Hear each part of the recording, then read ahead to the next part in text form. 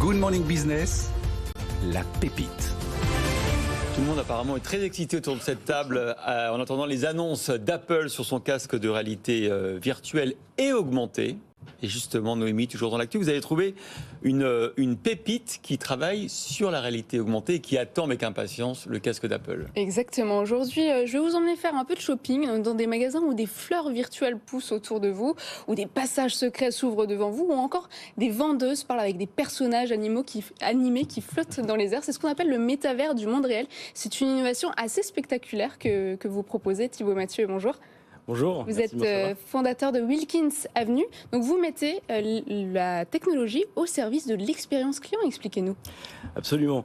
Chez Wilkins Avenue AR, nous, on est une société de création d'expériences en réalité augmentée, effectivement. Donc on travaille pour différentes grandes marques et notre métier, c'est de créer des couches de contenu 3D interactifs, spectaculaires, narratifs qui viennent se superposer au monde réel sur le monde physique, dans l'objectif de le transformer, de le réenchanter, de le rendre plus fun, plus immersif, plus magique, plus social aussi. C'est effectivement ce qu'on voit là à l'image. Et donc l'objectif, c'est de créer une connexion émotionnelle un peu plus forte entre les boutiques et leurs consommateurs. Mais tout ça, ça se consomme sur les réseaux sociaux et sur les campagnes marketing digital des marques, ou quand je vais en boutique, j'ai quelque chose en plus ? Alors ça peut être les deux. Nous, on fait beaucoup d'expériences effectivement en point de vente. Typiquement, on a travaillé avec différents grands flagship stores pour plusieurs grandes marques comme Lancôme par exemple.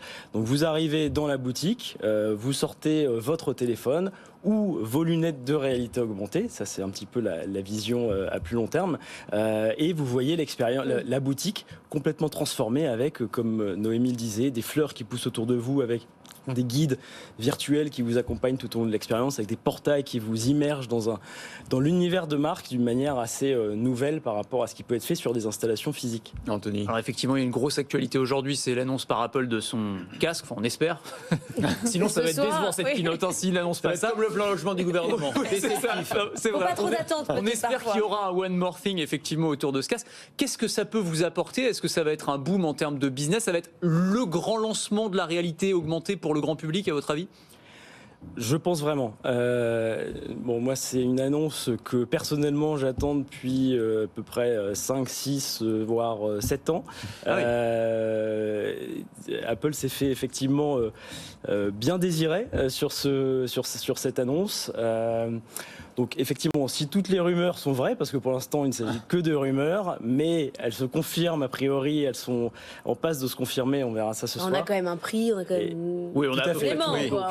Bon, ce qui est certain en tout cas, c'est que ce sera un casque qui sera assez cher, qui restera quand même plutôt... C'est la première sur version, de la preuve de $3 000, c'est le premier, comme le premier iPhone, comme la première... Exactement, vous pouvez être certain que quand Apple sort une nouvelle technologie, même si ce ne sont pas les premiers à se lancer là-dessus, il y a déjà des casques, et nous d'ailleurs on déploie différentes expériences avec des casques de réalité augmentée existants. On est partenaire de certaines technologies aux États-Unis, mais ils le font avec l'objectif d'en faire un produit mass market, un produit mainstream, et avec l'objectif à long terme de remplacer tous nos iPhones. Alors, comment expliquez-nous quand même, parce que vous disiez vos clients, la Lancôme, L'Oréal, Maybelline, Hermès, Coca-Cola, Tissot, Unilever, vous avez quand même un portefeuille de clients assez impressionnant pour une entreprise. Vous avez commercié votre premier produit en 2021.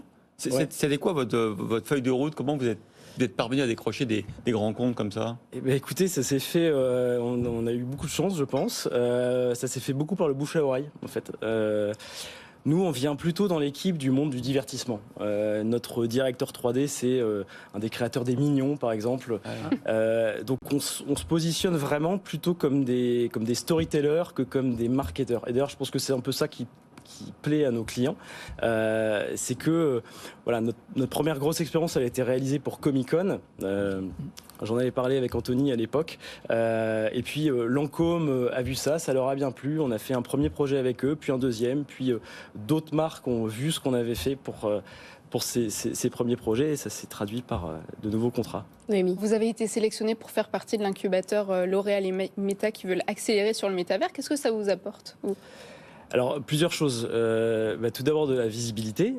Ça nous a permis d'avoir une présence, une couverture un peu plus importante et de se faire connaître aussi. Et puis aussi de nouveaux contrats.